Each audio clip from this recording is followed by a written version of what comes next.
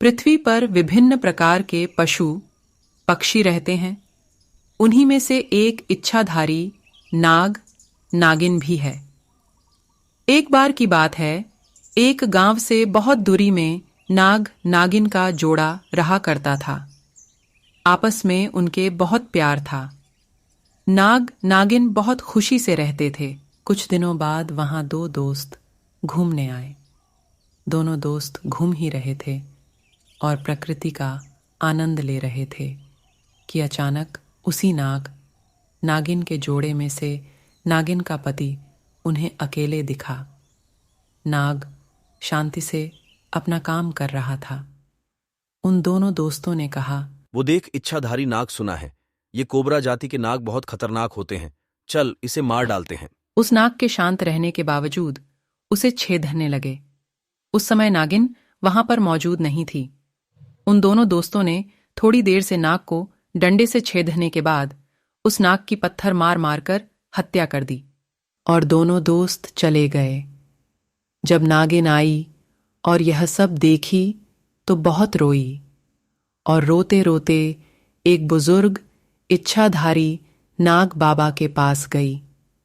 उसने उस बाबा को सारी बात बताई। उस बाबा ने कहा, रो मत बेटी, मेरे पास ये नागमणि है, ये तू रख ले। इससे तुम अपने पति के कातिलों का पता लगा सकती है। ये तेरी मदद करेगा। नागमणि लेकर इच्छाधारी नागिन ने सब पता लगा लिया कि उसके पति को किस बेहरमी से मार डाला। नागिन ने ये भी पता लगा लिया कि अब वो दोनों दोस्त कहाँ हैं। वह उन दोनों से नाग की मौत का बदला लेना चाहती थी। नाग की मौत का बदला लेने के लिए वह शहर चली गई।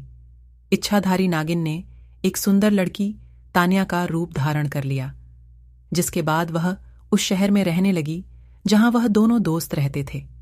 इच्छाधारी नागिन ने तान्या के रूप में रवि और आकाश से दोस्ती कर ली। वह उन दोनों से एक एक करके अकेले में बदला लेना। तान्या के रूप में रवि और आकाश से दोस्ती कर ली। वह उन दोनों से एक एक करके अकेले में बदला लेना चाहती थी। इच्छाधारी नागिन ने सबसे पहले रवि को शादी के लिए प्रपोज किया।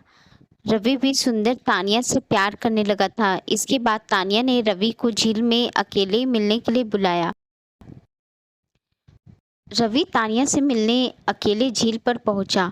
झील पर तान्या अपने असली इच्छाधारी नागिन के रूप में आ गई, जिसके बाद रवि डर गया।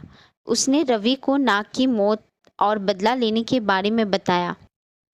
इच्छाधारी नागिन ने रवि को इसके बाद उसे डस लिया, जिससे तभी उसकी मौत हो गई। इस घटना के बाद विशाल अपने दोस्त को ढूंढने लगा। तुमने रवि को कहीं देखा है क्या? तान्या ने विशाल को कहा कि मैंने रवि को झील की तरफ जाते हुए देखा था। चलो हम दोनों चलकर रवि को झील पर जाकर ढूंढते हैं। इसके बाद तान्या और विशाल रवि को ढूंढने झील की तरफ गए। झील पर पहुंचकर तान्या इच्छाधारी नागिन के रूप में आ गई। उसने विशाल को सारी बात बताई और रवि की मौत के बारे में भी बताया।